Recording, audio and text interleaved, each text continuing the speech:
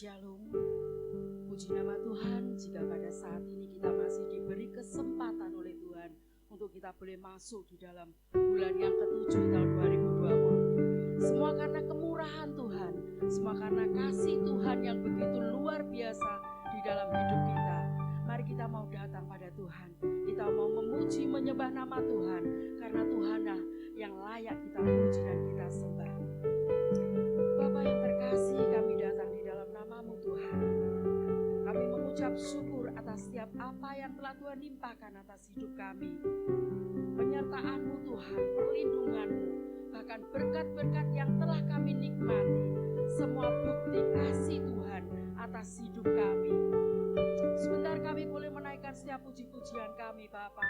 Kiranya Engkau bertata di atas setiap puji-pujian anak-Mu Tuhan, sehingga kami boleh mendapat kekuatan yang baru daripada Engkau.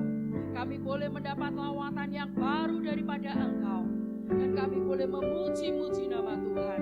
Biarlah melalui ibadah saat ini Tuhan, Engkau boleh memberkati setiap anak-anak-Mu Bapa, dimanapun mereka saat ini berada, sehingga mereka boleh Tuhan memiliki kesempatan, memiliki waktu untuk memuji, memuliakan nama Engkau, dan menjadi kekuatan di dalam setiap hidup iman percaya kami kepada Engkau Tuhan. Kuduskan setiap kami anak-anak-Mu Tuhan, terlebih para pelayan-Mu Bapa, sehingga dengan kekuatan yang daripada Engkau, dengan kuasa yang daripada Engkau, semua kami kembalikan untuk puji, hormat, kemuliaan nama Tuhan. Terima kasih Tuhan, kami menyerahkan waktu sepenuhnya di dalam pimpinan kasih kuasa-Mu yang kudus. Dalam nama Tuhan Yesus kami berdoa. Haleluya. Puji nama Tuhan. Biarlah pada saat ini kita boleh belajar kepada Tuhan. Kita boleh mencari wajah Tuhan. Kita boleh mengagumi setiap karya Tuhan atas hidup kita. Dan kita boleh menjadi penyembah-penyembah yang benar di hadapan-Nya. Haleluya.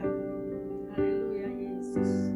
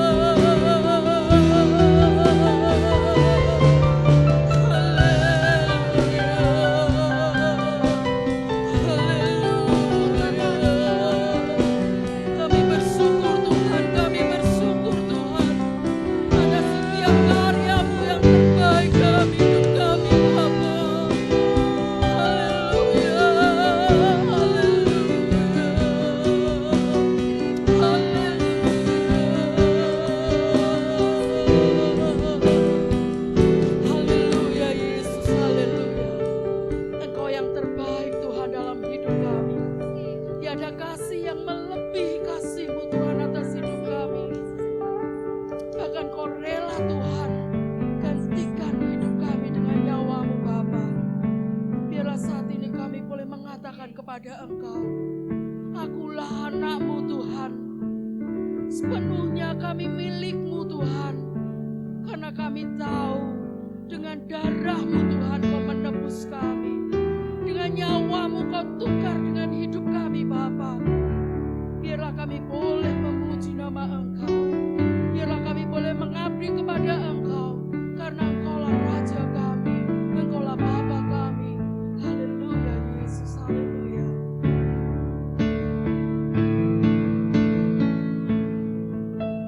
Dengan darah-Mu Kau tebus dosaku. Dengan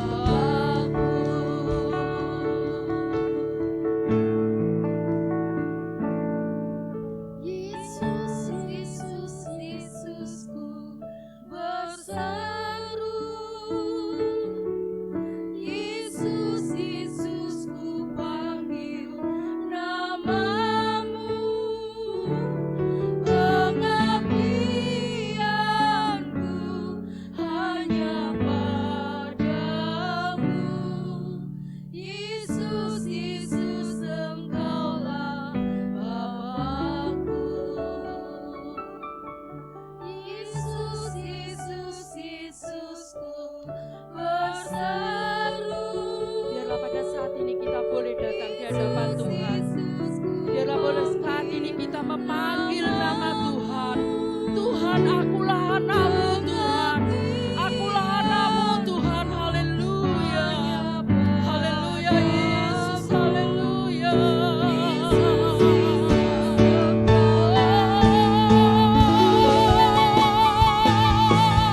Yesus, Yesus, Yesusku bersatu.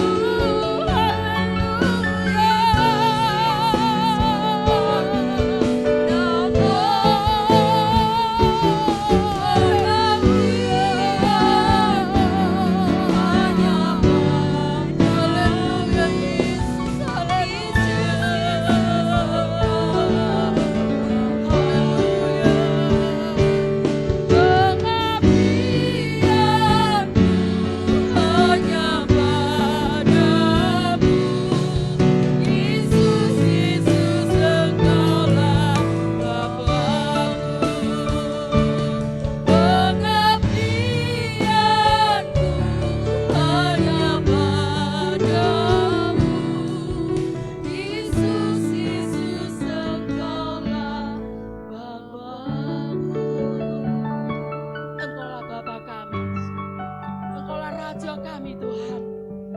Biarlah saat ini kami boleh duduk diam di hadapan Engkau. Engkau yang berotoritas atas setiap hidup kami Tuhan. Sebentar kami boleh menerima suara Tuhan.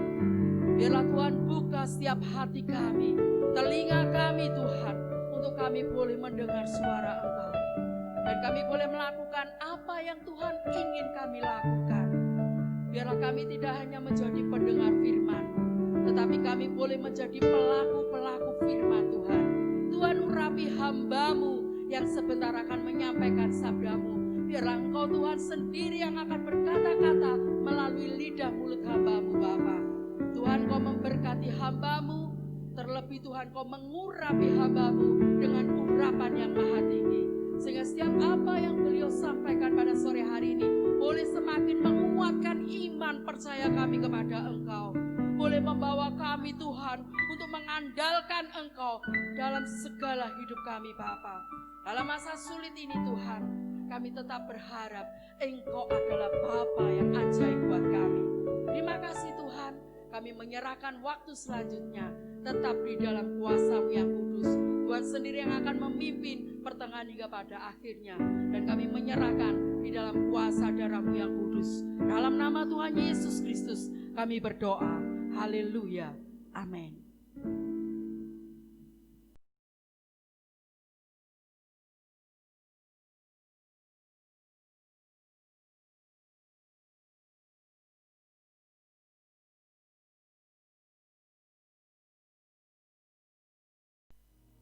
Salam sejahtera dalam kasih Tuhan Yesus Kristus. Puji Tuhan, anugerah Tuhan begitu besar di dalam kehidupan kita. Sampai hari ini pemeliharaan campur tangan Tuhan di dalam setiap kehidupan kita nyata dalam setiap langkah kehidupan kita. Bapak Ibu saudara sekalian yang dikasihi Tuhan, tiba saatnya mari kita akan belajar kembali akan kebenaran firman Allah.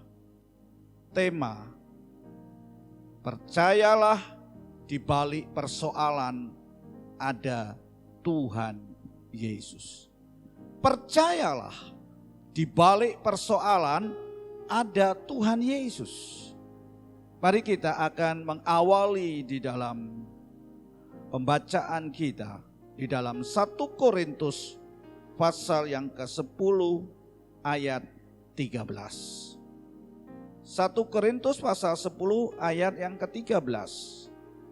Mari saudara sudah temukan ayat ini. Mari kita akan baca bersama-sama. 1 Korintus pasal 10 ayat yang ke-13. Pencobaan-pencobaan yang kamu alami ialah pencobaan-pencobaan biasa yang tidak melebihi kekuatan manusia, sebab Allah setia. Dan karena itu Ia tidak akan membiarkan kamu dicobai melampaui kekuatanmu. Pada waktu kamu dicobai, Ia akan memberikan kepadamu jalan keluar, sehingga kamu dapat menanggungnya. Amin. Bapak Ibu saudara sekalian yang dikasihi Tuhan, ada banyak hal yang sedang kita hadapi.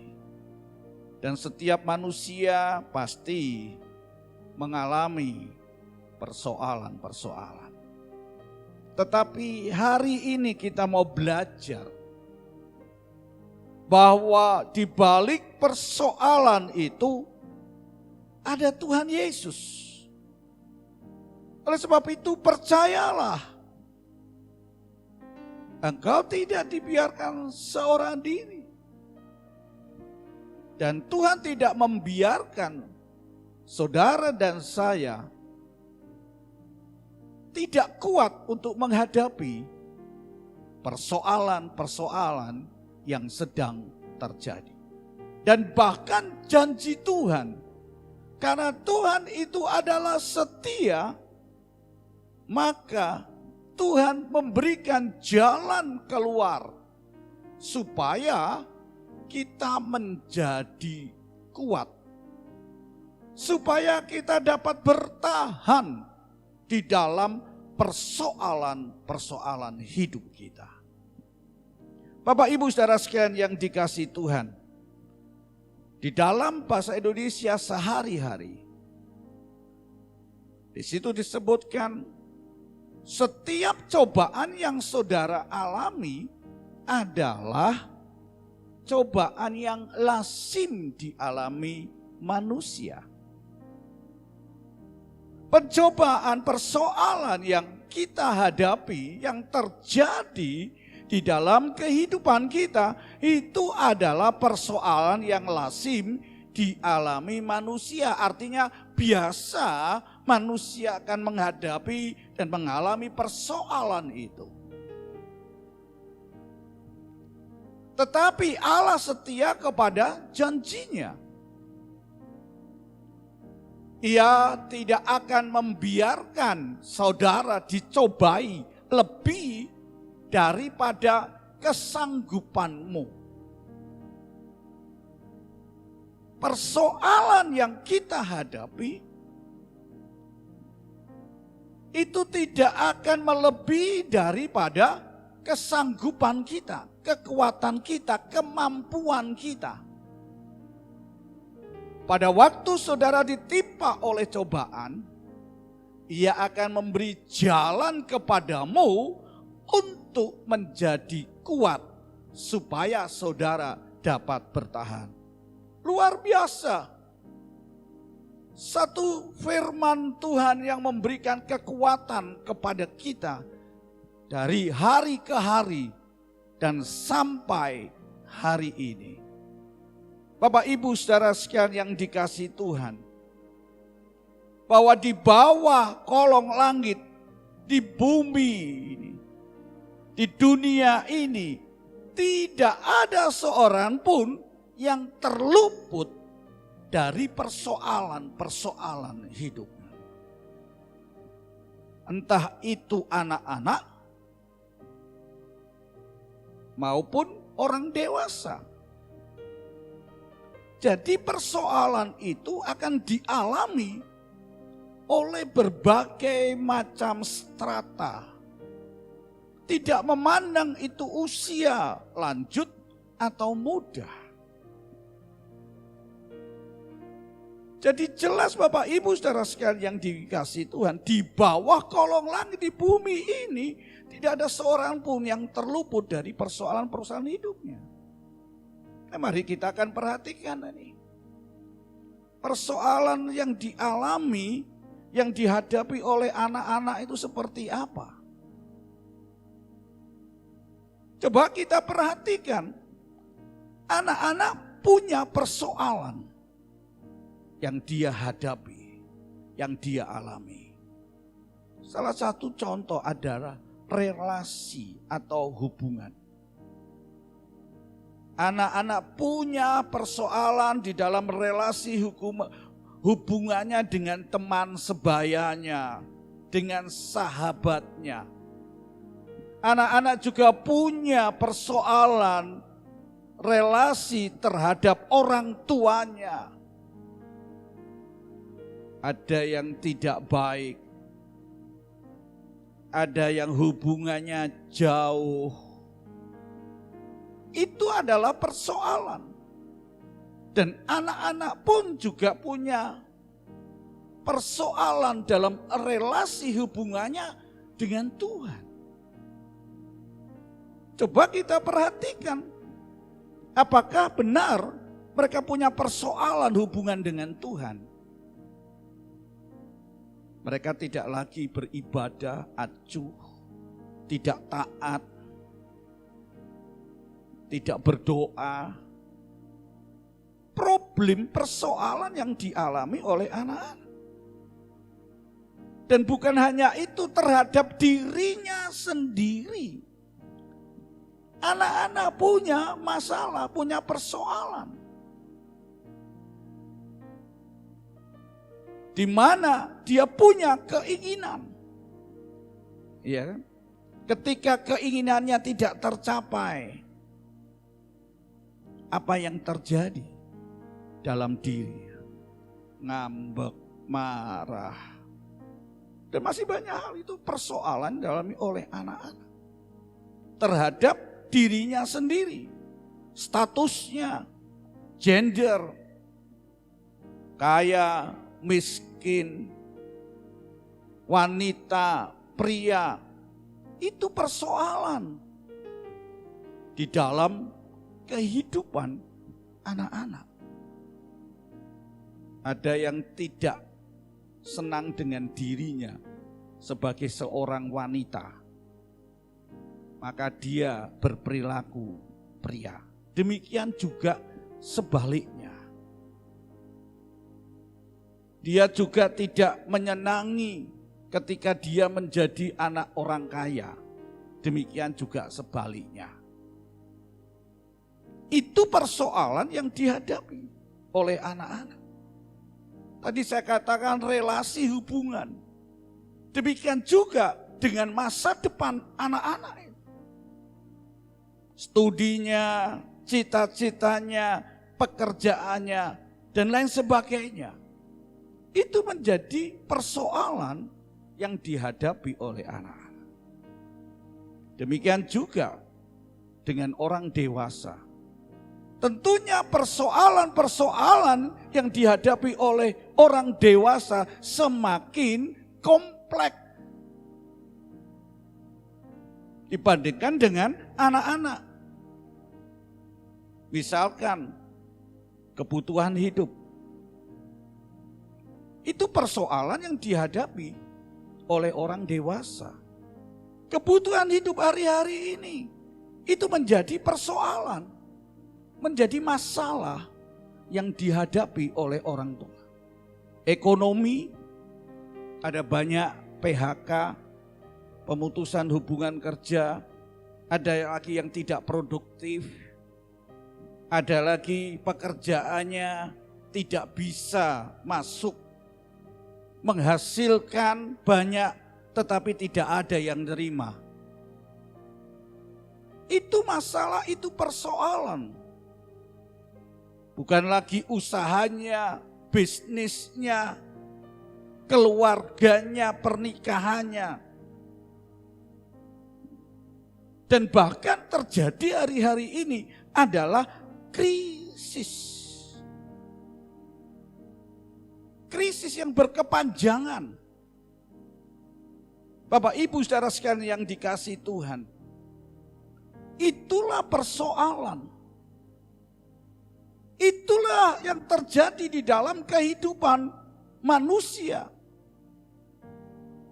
Apalagi kita dilihat tunjang dengan kondisi dunia ini yang penuh dengan kejahatan, dekadensi moral, dosa yang terjadi di mana-mana, yang sedang merajalela. Coba perhatikan dekadensi moral hari-hari ini. Itu kondisi dunia, itulah kondisi yang ada di sekeliling kita.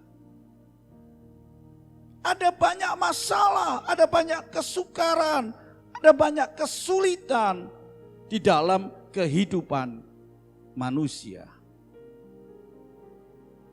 Bapak Ibu saudara yang dikasihi Tuhan, persoalan-persoalan yang dihadapi oleh manusia akan menimbulkan banyak pertanyaan.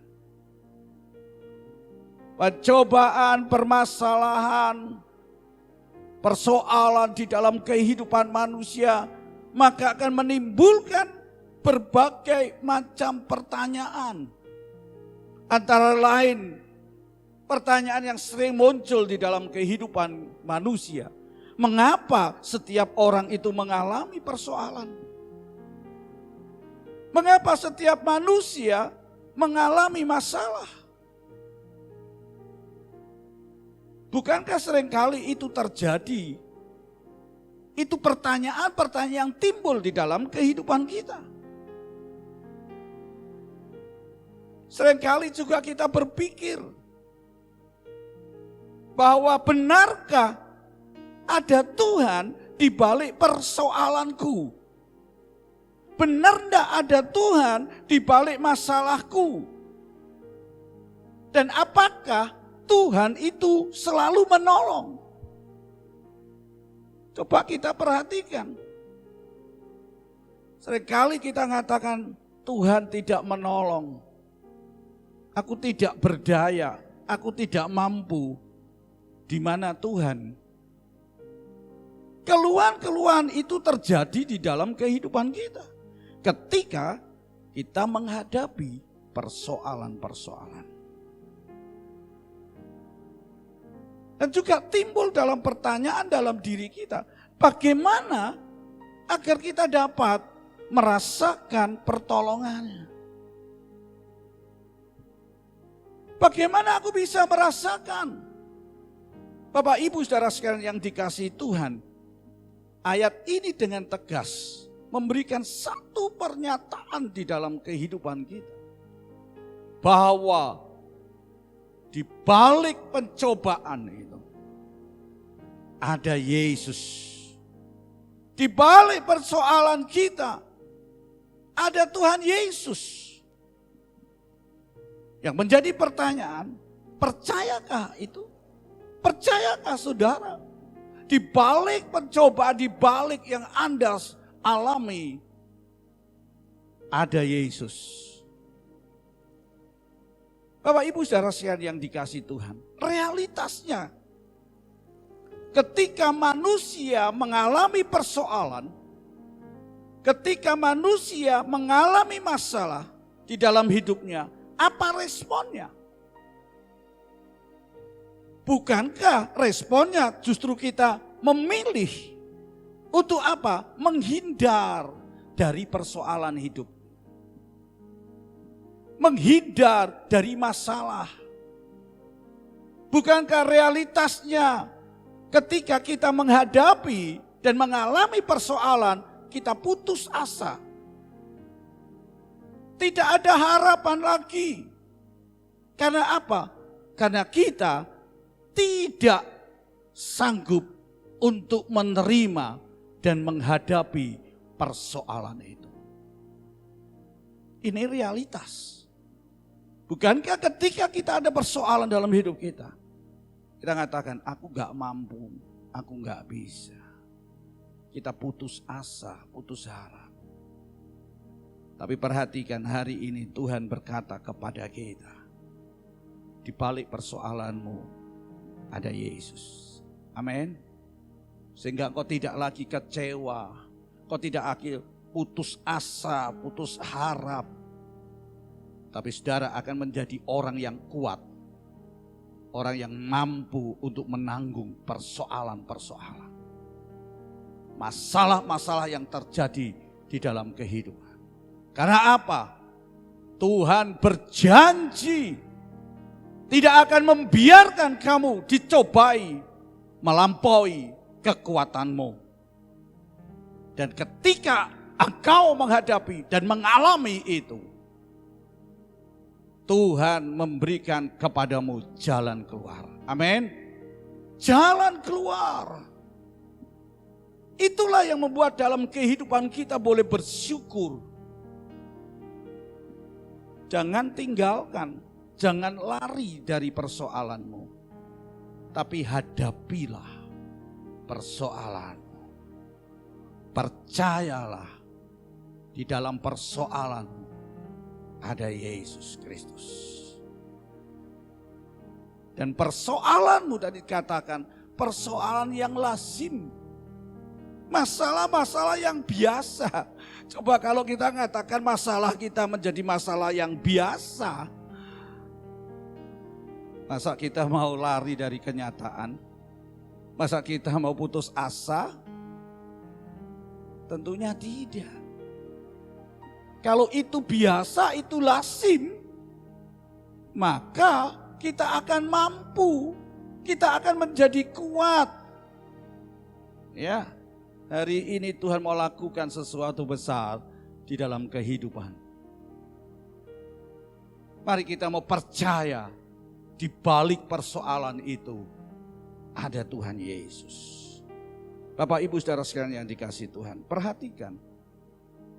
Sebenarnya itu tidak ada satupun persoalan yang tidak dapat dihadapi. Sebenarnya tidak ada satupun persoalan yang tidak dapat diatasi. Mari kita akan berpikir, mari kita akan merenungkan. Bapak Ibu saudara sekalian yang dikasihi Tuhan, kalau tadi katakan bahwa semua persoalan itu dapat kita hadapi, dapat kita atasi. Oleh karena itu mari hadapi persoalan, hadapi permasalahan yang terjadi. Jangan lari dari kenyataan, jangan putus asa, jangan putus harap. Tapi mari kita akan hadapi itu. Dan apa yang dikatakan Alkitab? Mari kita akan kembali melihat di dalam 1 Korintus pasal 10 ayat 3. Pencobaan yang kamu alami ialah pencobaan biasa. Bapak Ibu saudara sekalian yang dikasihi Tuhan, Alkitab menyatakan persoalanmu, permasalahanmu yang Tuhan izinkan terjadi di dalam hidupmu, yang Tuhan izinkan terjadi dalam setiap orang adalah hal yang lazim, hal yang biasa, bukan hal yang istimewa. Mari kita akan cermati, sebesar apapun persoalanmu, sebesar apapun dan seberat apapun masalahmu, perhatikan Alkitab mengatakan apa? Itu adalah biasa, lazim. Dan Alkitab mengatakan bukan hanya biasa, tetapi dengan tegas dikatakan persoalanmu itu tidak melebihi kekuatanmu. Persoalanmu tidak melebihi dari kesanggupanmu. Satu contoh, kalau kita mampunya hanya cuma mengangkat 10 kilo, maka persoalan masalah itu tidak akan melebihi dari 10,1 kilogram atau 10,001 kilogram. 10 kilo lebih 1 gram, tidak. Kalau kita sanggup 10 kilo, menanggung 10 kilo, maka permasalahan, beban, persoalanmu 10 kilo. Jadi kalau 10 kilo, coba saudara sanggup enggak? Bisa enggak? Mampu enggak? Coba kalau kita perhatikan saudara, angkat besi. Angkatan pertama 20 kilo. kemudian ditambah lagi sampai 30 kilo. Nambahnya enggak gede saudara, 31 tidak. Tapi dia akan tahu ditambah sedikit saja barbelnya itu. Ada yang enggak mampu. Karena kemampuannya seperti itu, maka dia katakan sebagai juara. Karena dia mampu dengan kekuatannya 30 kilo. Ini yang harus kita pikirkan di dalam kehidupan kita. Jadi jelas ketika persoalan itu datang, masalah itu terjadi, maka kita sanggup, maka kita akan mampu untuk mengangkat. Maka kita akan menjadi orang yang kuat karena kekuatannya sama seperti yang kita. Nah seringkali kita menganggap kenapa tidak kuat. Nanti kita akan perhatikan. Baru ditambah sedikit katakan tidak kuat, atau memang benar bukan tambahan tapi hanya 10 kilo, kenapa kita tidak kuat? Bapak Ibu saudara sekalian kasih tahu, kembali di dalam 1 Korintus 10:13 tadi kata. Tidak akan melebihi dari kekuatanmu, kesanggupanmu. Sehingga apa dikatakan, ayat ini mengatakan semua orang itu dapat menghadapinya. Kenapa mampu untuk menghadapi? Karena sesuai dengan kapasitasnya, sesuai dengan kesanggupannya, sesuai dengan kekuatannya. Perhatikan hari ini, mari katakan dalam diri, aku mampu untuk menghadapi persoalan. Aku sanggup, aku akan bisa mengatasi persoalanku. Mari. Jangan kita lari, jangan kemudian kita menjadi lemah. Ingat Bapak Ibu saudara sekalian yang dikasihi Tuhan, kuncinya di situ adalah tidak melebihi kemampuanmu. Ayo katakan dalam persoalan yang saya hadapi tidak akan melebihi dari kekuatanku, dari kesanggupanku, dari kemampuanku. Amin. Bapak Ibu saudara sekalian yang dikasihi Tuhan, bukankah ketika menghadapi persoalan, seringkali yang kita lakukan adalah apa? Membanding-bandingkan persoalan kita, permasalahan kita dengan persoalan masalah yang dihadapi oleh orang lain. Perhatikan, bukankah seringkali kita banding-bandingkan? Waduh, persoalanku lebih berat, bebanku lebih berat daripada teman saya, orang lain. Nah ini loh yang membuat kita tidak mampu. Karena kita banding-bandingkan. Kalau saya dibandingkan dengan yang namanya angkat besi, ya toh, ya jelas beda. Dia bisa 1 kuintal, loh saya saja 30 kilo sudah nggak mampu.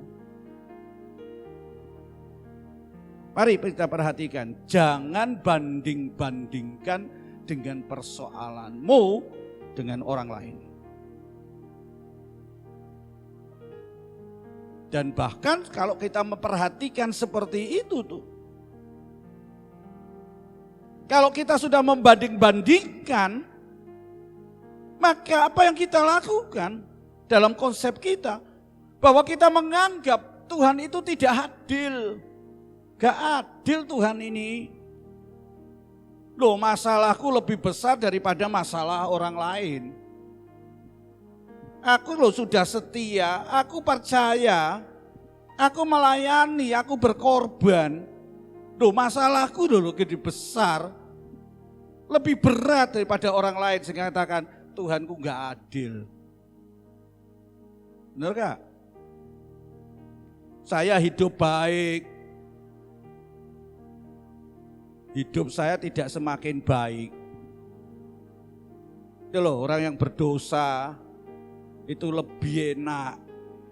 Kalau saudara banding-bandingkan, saudara pasti akan mengeluh dan menganggap Tuhan itu tidak adil. Hasil akhir itu yang akan menentukan perbedaannya. Dan ketika kita mulai membanding-bandingkan, maka kita akan menyalahkan Tuhan. Pasti itu. Tuhan, itu loh, saya itu pendeta. Kok dengan yang lain kok beda ya? Saya kok berat sekali. Beban saya, persoalan, masalah saya yang saya tangguh. Maka kita akan menyalahkan Tuhan. Nah, benar enggak? Ayo, rubah konsep itu. Buang konsep itu. Bukan hanya kita menyalahkan, kita kecewa, kemudian kita tinggalkan Tuhan.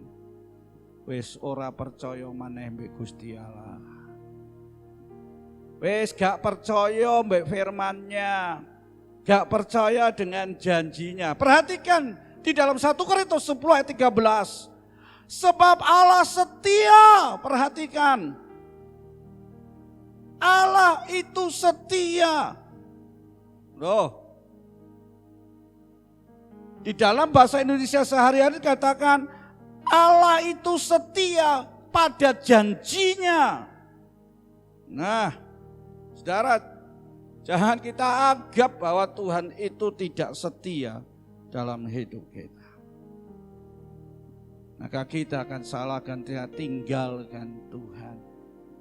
Dikatakan di situ jelas, karena Allah itu setia. Allah itu setia terhadap janjinya. Maka dia tidak akan membiarkan kamu dicobai melampaui kekuatan. Saudara percayakan janji Tuhan? Tuhan memberikan kekuatan kepadamu. Masalah yang kamu hadapi, persoalan yang Anda hadapi tidak akan melebihi dari kekuatanmu. Makanya tadi saya katakan, percayalah bahwa di balik persoalan itu ada Tuhan. Bapak Ibu saudara sekalian yang dikasihi Tuhan, kegagalan seseorang manusia itu, perhatikan, untuk apa? Melihat, merasakan, meyakini bahwa di balik persoalan kita, di balik masalah kita, ada Yesus yang sanggup untuk menolong. Manusia seringkali gagal untuk melihat, merasakan, meyakini bahwa di balik persoalan itu ada Tuhan yang menolong. Ada janji-janji Tuhan. Dan kegagalan itu ternyata adalah cara pandang kita. Sudut pandang kita ketika kita menghadapi persoalan hidup ini. Sehingga itulah yang membuat kita tidak bisa melihat, merasakan, meyakini bahwa di balik persoalan itu ada Tuhan Yesus. Yesus yang berjanji dalam kehidupan kita bahwa persoalan itu tidak akan melebihi daripada kekuatan. Dan bahkan Tuhan berikan jalan keluar supaya kita cakap, supaya kita dapat menanggungnya, menjadi orang yang kuat. Perhatikan sudut pandang, cara pandang kita. Kenapa saya katakan cara pandang kita, sudut pandang kita? Karena sudut pandang kita hanya terfokus kepada persoalan. Sudut pandang kita hanya terfokus pada masalah yang kita hadapi. Bukan kepada Yesus. Bukan kepada Allah yang setia. Allah yang setia terhadap janjinya. Bapak Ibu Saudara sekalian yang dikasihi Tuhan, mari kita akan perhatikan bagaimana sudut pandang kita, cara pandang kita. Mari kita ubah. Jangan kita lihat besarnya masalah persoalanmu, tapi mari kita akan melihat di balik persoalan itu ada Tuhan Yesus. Amin. Nah, kita akan lihat dampaknya jika fokus kita hanya pada persoalan masalah yang kita hadapi. Maka sudut pandang kita ketika kita hanya fokusnya pada masalah, maka kita akan loyo, saudara. Tidak lagi akan bersemangat. Ya kan? Karena kita lihat adalah masalah kita. Bukan hanya loyo tidak bersemangat, tapi kita tidak mampu untuk menerima keberadaan permasalahan yang terjadi. Protes. Karena apa? Sudut pandangnya, cara pandang kita salah. Fokusnya pada masalah. Dan akibatnya kalau kita tidak bersemangat, kita loyo, tidak mampu untuk menerima keberadaan persoalan yang terjadi dalam hidup kita, maka kita akan pesimis. Kalau sudah pesimis, apa yang terjadi? Putus asa. Bapak Ibu Saudara sekalian yang dikasihi Tuhan, mari kita mau belajar dalam satu tokoh di dalam perjanjian, yaitu Daud. Mari kita akan membuka di dalam 1 Samuel pasal yang ke-17. 1 Samuel pasal yang ke-17. Nanti saudara baca, amati bersama-sama di dalam kitab 1 Samuel pasal 17. Yaitu peristiwa Daud dengan Goliat. Tadi saya katakan sudut pandangnya seperti apa. Mari kita mau belajar. Coba kita akan perhatikan Goliat lebih dulu. Kalau saudara baca di dalam ayat yang keempat, dia seorang pendekar dari tentara orang Filistin. Pendekar itu apa? Pendekar itu adalah pahlawan. Coba kalau kita sudah melihat pahlawan itu seperti apa? Ya, pendekar itu adalah orang yang gagah berani. Oh, bayangkan. Pendekar itu adalah orang yang pandai silat, pandai memainkan pedang. Coba perhatikan, itu Goliat. Dan selanjutnya saudara akan temukan di dalam 1 Samuel pasal 17 itu ayat 5 sampai ayat yang ke-7. Saudara lihat posturnya kurang lebih 3 meter. 3 meter. 6 hasta sejengkal. 3 meter. Kalau saudara anggap saja tinggi saudara adalah 2 meter.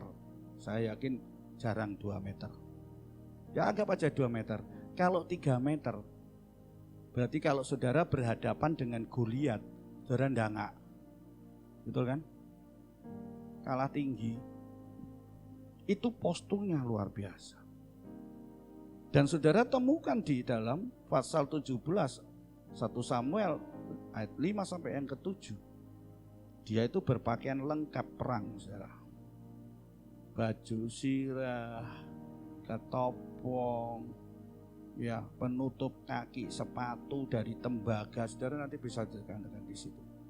Bawa senjata, lembing, gagangnya tombak itu, waduh, gedenya setengah mati. Ya. Beratnya yang namanya mata tombak itu 600 sikal. Bayangkan saudara, orang ini kalau saya bisa katakan raksasa. Tapi coba kita lihat yang namanya Daud. Ya, saudara temukan ayat yang ke-15, dia seorang pengangon. Dia seorang gembala, saudara. Tahu seorang gembala? Sudah gembala, saudara temukan ayat yang ke-33, dia adalah seorang yang muda, masih muda, saudara. Kalau konotasi muda kita akan melihat, aduh masih bau kencur, belum punya pengalaman. Ya toh, apalagi dilawan yang namanya Goliat tadi, ahli, pendekar, saudara. Orang gembala itu jadi apa sih? Pengalamannya apa? Cuma ngangon. Ya toh, paling-paling ya mengusir binatang-binatang.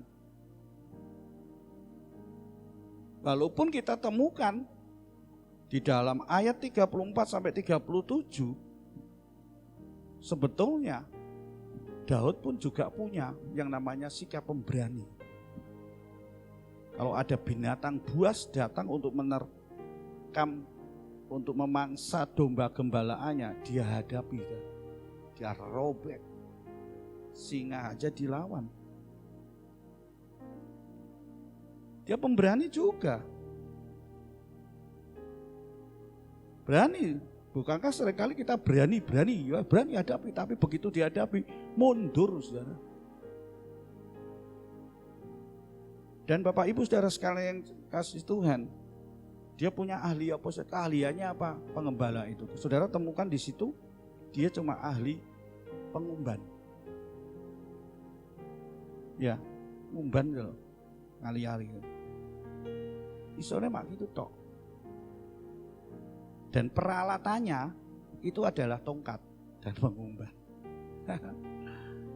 Dibandingkan dengan Goliat, tidak ada lawannya. Tapi perhatikan dalam peristiwa 1 Samuel 17 ini, Daud vs Goliat jauh bedanya. Tidak sebanding. Perhatikan, tidak sebanding. Tapi ending daripada 1 Samuel 17 itu, Daud dengan Goliat. Goliat kalah. Goliat mati. Ya kan? Bayangkan, dia pakai pakaian perang komplit. Tidak ada celah, saudara. Helman, tamengan, sepatunya, bajunya, semua anti peluru, saudara. Anti senjata. Tapi kok kalah? Loh, ini loh yang harus dengar. Apa rahasianya? Yang tadi tidak sebanding, kok bisa menang? Apa rahasianya? Coba kita perhatikan. Yang pertama, kita lihat, ternyata Daud itu rahasianya bisa menang, bisa kuat, bisa menanggulangi. Ya, apa saudara? Coba perhatikan, dia fokus. Ternyata fokus Daud itu bukan apa yang ada di depannya. Kalau dia lihat fokusnya di depannya itu adalah Goliat, raksasa. Daud tidak terfokus dengan apa yang dihadapinya. Oh, dihadapi orang yang pinter, pendekar, ahli. Apa yang dihadapinya? Dia tidak terfokus. Biarpun itu longkor raksasa, pinter roh, berperang, ahli lah. Daud tidak terfokus kepada apa yang di depannya dan apa yang dihadapi. Tapi fokusnya apa? Fokusnya adalah pada kekuatan yang dahsyat. Perhatikan, Daud berfokus kepada satu kekuatan yang dahsyat di balik persoalan yang dihadapinya.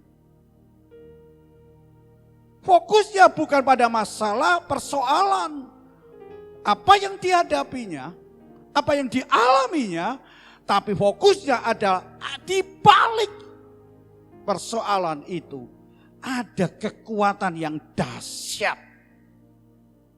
Apa kekuatan yang dahsyat?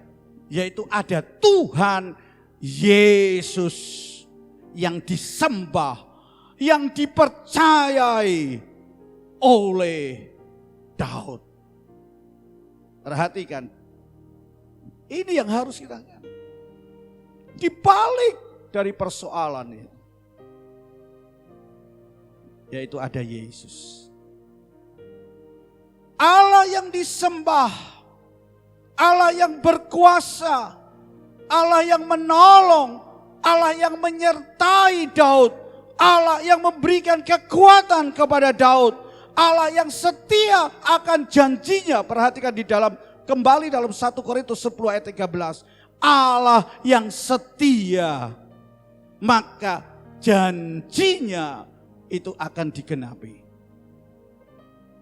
Dan kita lihat ketika dia berhadapan dengan Goliat, dia tidak melihat Goliatnya, tapi dia melihat di baliknya ada Tuhan yang menyertai, Tuhan yang menolong, Tuhan yang berkuasa, Tuhan yang memberikan kekuatan, Tuhan yang setia dengan janjinya. Amin. Amin. Ini yang harus kita kan. Fokuslah kepada Tuhan. Jangan fokus kepada masalah yang engkau hadapi hari ini. Yang kedua, apa yang dilakukan oleh Daud? Bukan hanya berfokus. Karena dia tahu di balik itu, persoalan yang dihadapi, masalah yang dihadapi, ada satu kekuatan yang besar, yang dahsyat, yaitu Yesus. Apa saudara yang kedua? Yaitu iman yang teguh. Coba perhatikan di dalam ayat yang ke-47 di dalam 1 Samuel pasal yang ke-17. Dikatakan di situ, supaya segenap jemaat ini tahu bahwa Tuhan menyelamatkan, bukan dengan pedang, bukan dengan lembing, sebab di tangan Tuhanlah pertempuran. Perhatikan, Daud katakan, sebab di tangan Tuhanlah pertempuran, dan ia pun, Tuhan itu menyerahkan kamu Goliat ke dalam tangan kami. Ya, luar biasa. Iman yang kuat, iman yang teguh, di mana Tuhan yang menjadi penyelamat, Tuhan yang menyelamatkan, Tuhan yang menyerahkan persoalan itu untuk dikalahkan. Ini katakan, percaya, iman yang kuat, bahwa persoalan masalah yang ada yang sedang kau hadapi, itu sebenarnya sudah diserahkan ke dalam tanganmu. Kalau itu sudah diserahkan di dalam tanganmu, maka kita akan bisa mengalahkan. Betul gak? Ya, maka kita bisa menguasai. Maka tadi dikatakan, tidak akan membiarkan engkau, apa saudara, tidak mampu untuk menghadapi. Perhatikan, hari ini firman Tuhan katakan kepada saudara, persoalan itu sudah diserahkan ke dalam tangan kau. Amin. Sudah diserahkan. Ingat akan janji Tuhan, Allah yang setia. Kuncinya apa saudara? Mari kita lihat. Kunci kemenangan Daud adalah bukan dengan pakaian perang, bukan dengan perlengkapan perang. Kunci daripada kemenangan Daud bukan terletak pada senjatanya. Senjatanya apa saudara? Umban. Loh, ngali-ngali terus. Itu pas senjatanya. Mau dilawan sama yang dipakai oleh Goliat, tidak mungkin, jauh beda. Coba perhatikan tadi katakan dia juga ahli umban tadi, ngumban. Wah, pasti kena. Tepat, ya. Daud tidak mengandalkan sekalipun Tuhan itu pakai keahliannya. Ya kan?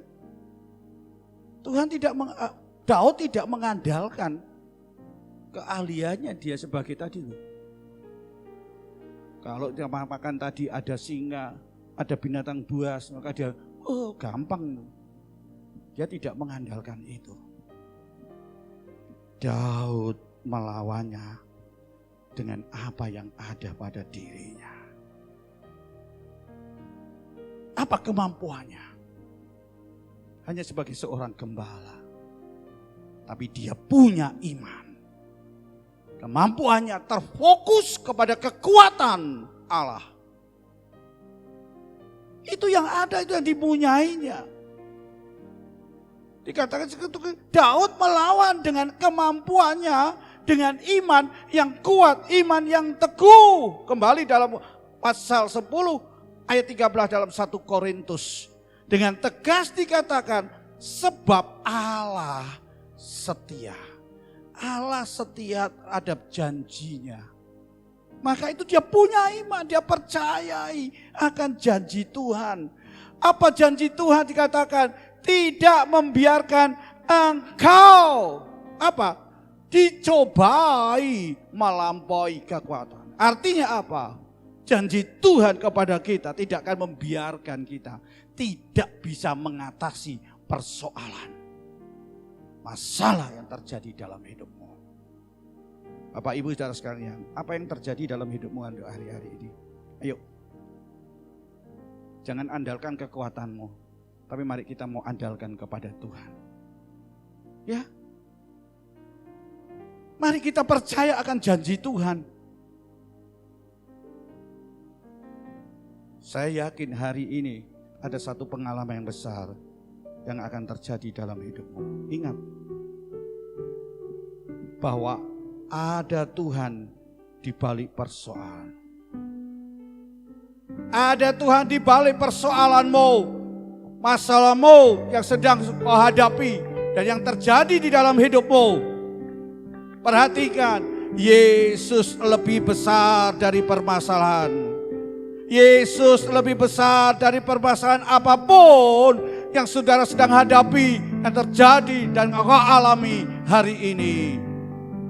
Mari kita akan mengambil satu sikap seperti Daud. Dia tidak fokus kepada apa yang sedang dihadapi persoalannya. Goliat, raksasa. Dan mungkin tidak ada seorang pun yang bisa mampu. Kita lihat Saul pun sebagai seorang raja. Dia juga ahli di dalam perang. Dia tidak berani menghadapi Goliat. Tapi kita melihat walaupun sederhana, Daud muda, Daud tidak punya pengalaman, tapi Daud punya iman yang kuat bahwa di balik permasalahan itu ada Yesus, ada satu kuasa yang dahsyat, yaitu Yesus Kristus Tuhan. Bapak Ibu Saudara sekalian yang dikasihi Tuhan, mari kita mau belajar, jangan fokus kepada masalah, tapi mari kita fokus kepada Tuhan. Allah yang setia, Allah yang mengasihi, Allah yang menepati janjinya. Dia tidak lalai akan janjinya. Kalau dia akan menolong, dia akan lakukan. Kalau dia katakan, engkau akan sanggup,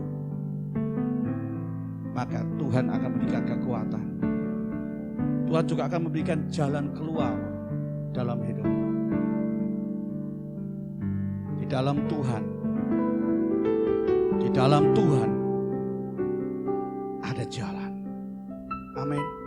Di dalam Yesus ada kekuatan. Di dalam Yesus ada keselamatan, dalam Yesus ada pertolongan, dan dalam Yesus ada kekuatan. Dan saya yakin hari ini ketika engkau percaya kepada Yesus, ketika engkau tidak lagi terfokus kepada masalahmu, Dan mulai engkau terfokus kepada Yesus yang berkuasa, Yesus yang setia, maka engkau akan mengalami kemenangan. Mari kita akan bangkit berdiri. Mari kita akan katakan kepada Tuhan, Tuhan, aku percaya di balik persoalan ada Yesus. Di balik persoalanku, di balik permasalahanku yang aku hadapi, kesulitan-kesulitan apapun, aku percaya ada Yesus yang akan menolong. Yesus yang memberikan kekuatan, Yesus yang memberikan jalan keluar, Yesus yang memampukan kami untuk menghadapi permasalahan, Yesus yang memberikan kemenangan dalam hidupku, sehingga aku dapat bertahan untuk menghadapi. Mari kita katakan, Yesus lebih besar, Yesus lebih besar di dalamku,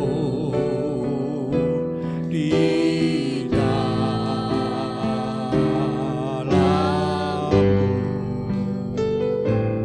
Yesus terlebih besar, Yesus terlebih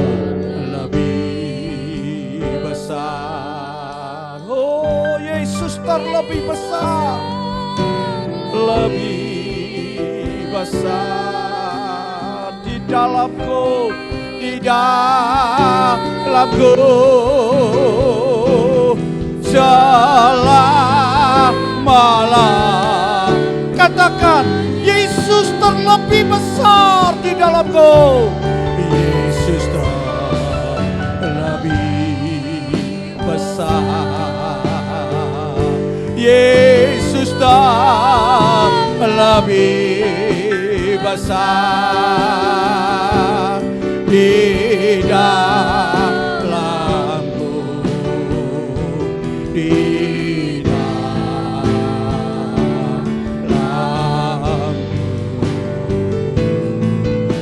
Oh, Yesus terlebih besar, lebih.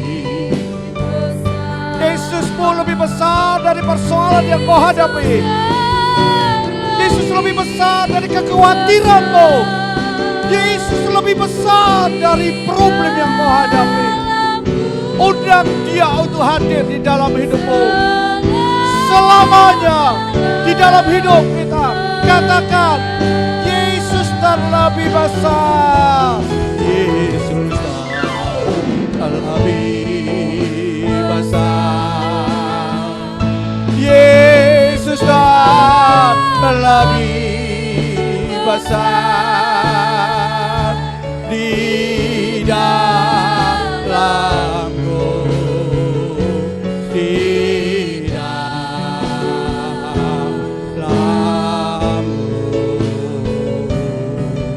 Yesus terlebih besar, Yesus terlebih besar, Yesus lebih besar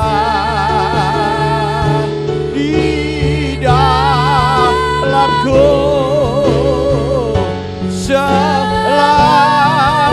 Selamalah, dengan yakin, dengan percaya, Yesusku lebih besar, Yesus lebih besar. Amin. Yesus lebih besar di dalamku, di dalamku.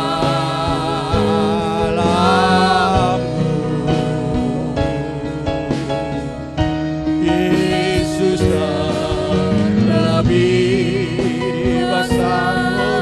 Haleluya, Yesus lebih besar di dalamku,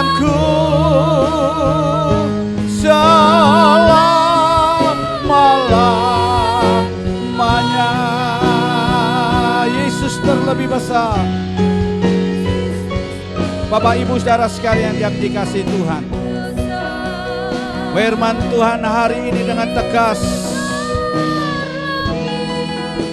bahwa setiap cobaan yang Anda hadapi, yang Anda alami adalah cobaan, persoalan, masalah yang lazim dialami oleh manusia. Tetapi kita punya Allah yang setia akan janjinya. Dia Allah yang setia. Dia tidak akan membiarkan saudara dicobai lebih daripada kesanggupanmu. Allah yang setia tidak membiarkan engkau tidak mampu untuk mengalami permasalahan-permasalahanmu. Yesus tidak membiarkan engkau harus putus asa, kecewa, tidak ada harapan, tidak ada semangat. Pada waktunya Tuhan akan memberikan jalan keluar. Pada saat kamu mengalami persoalan, permasalahan, penderitaan, kesulitan, kesakitan, apapun yang terjadi, Tuhan memberikan kepadamu jalan keluar. Hari ini Tuhan berikan kepadamu jalan keluar, sehingga kau akan sanggup untuk menanggungnya. Percayalah, di balik persoalan ada Tuhan Yesus. Undang Yesus untuk masuk di dalam hatimu. Pandang kepada Yesus, Allah yang berkuasa. Allah sanggup untuk melepaskan saudara. Sebagaimana Daud yang mengalami kemenangan yang besar. Yesus mau lebih besar dari persoalan. Yesus mau lebih besar dari penderitaanmu. Yesus lebih besar dari apa yang sedang terjadi dalam hidupmu. Mari ya, undang dia untuk hadir dalam hidupmu. Mari kita akan mengangkat tangan kita. Katakan, Yesus terlebih besar.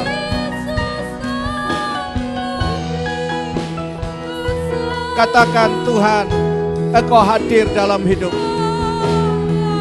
Aku percaya kepadamu. Berikan kekuatan dalam iman kami, Tuhan. Kami tidak lagi terfokus dengan persoalan-persoalan yang terjadi, tapi biarlah kami akan terfokus kepada Yesus. Yesus yang luar biasa. Yesus yang berkuasa. Yesus yang sanggup. Dan sekarang Tuhan, kami terima Engkau sebagai Tuhan Juru Selamat kami. Dan hari ini Bapa, kami telah terima kemenangan, terima pemulihan, terima kesembuhan, terima berkat, terima kekuatan daripada Engkau Tuhan. Terima kasih Tuhan, terus Engkau berkarya di dalam hidup kami. Kami mau Tuhan mengubah cara pandang kami, yaitu kepada Yesus saja. Dan kami percaya hari ini ada sesuatu yang besar yang telah terjadi di dalam hidup kami. Ketika kami terima Engkau, kami percaya kepada Engkau. Kami tidak lagi terfokus kepada masalah, tapi kami terfokus kepada Engkau sebagai Tuhan dan Juru. Allah yang setia. Allah yang setia pada janjinya. Dan saya yakin janjimu ya dan amin. Dan hari ini kami telah terima janji, kekuatan, kelepasan, kesembuhan, pemulihan dalam hidup kami. Meteraikan firman Tuhan dalam hidup kami. supaya kami boleh menjadi pelaku-pelaku firman Tuhan. Terima kasih Tuhan. Kami juga berdoa untuk bangsa negara kami Indonesia yang hari-hari ini menghadapi berbagai macam persoalan. Tapi kami tidak melihat persoalan itu yang besar, tapi kami boleh melihat Yesus yang ada di Indonesia.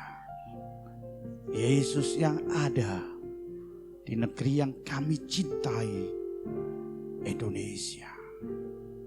Dan kami percaya Engkau akan pulihkan bangsa negara kami Indonesia.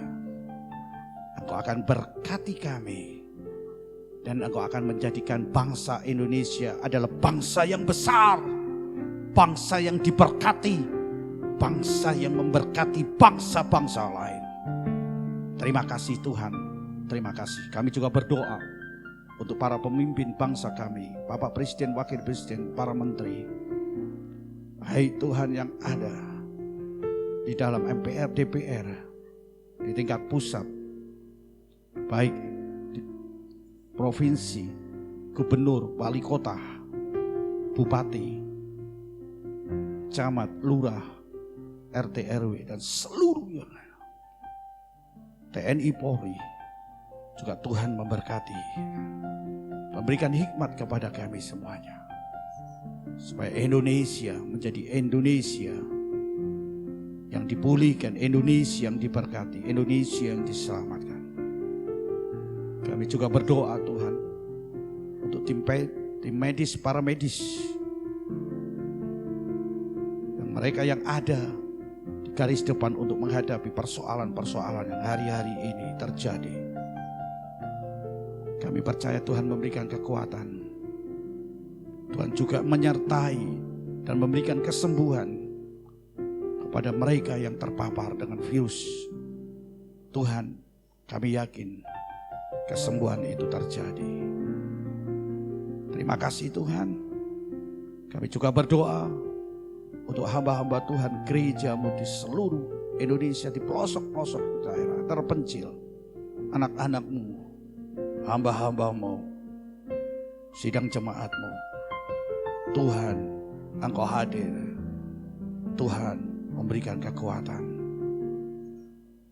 Dan kami percaya Tuhan, kami boleh disegarkan, kami dikuatkan, kami boleh menerima berkat Engkau. Terima kasih Tuhan.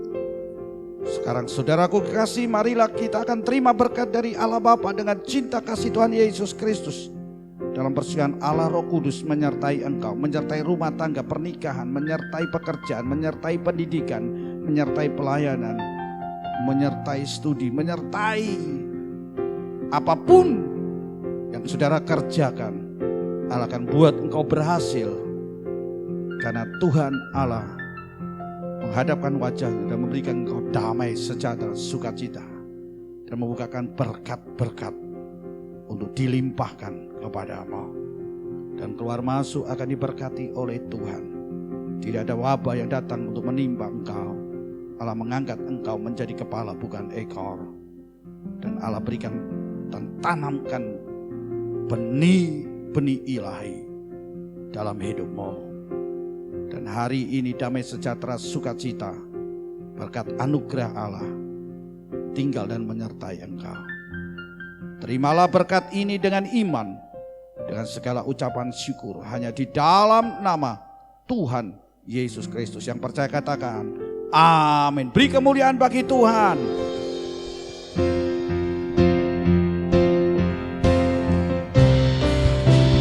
Terima kasih Yesus. Terima kasih Yesus. Beri syukur hanya bagimu, ya Allahku, ya Tuhanku. Terima kasih Yesus, terima kasih. Terima kasih Yesus. Puji syukur hanya hanya bagimu. Terima kasih, puji syukur, puji syukur hanya bagimu. Terima kasih Yesus. Amin.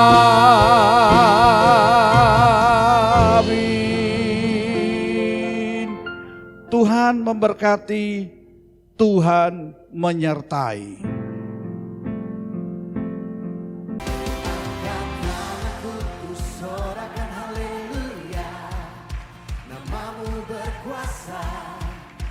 Surga bumi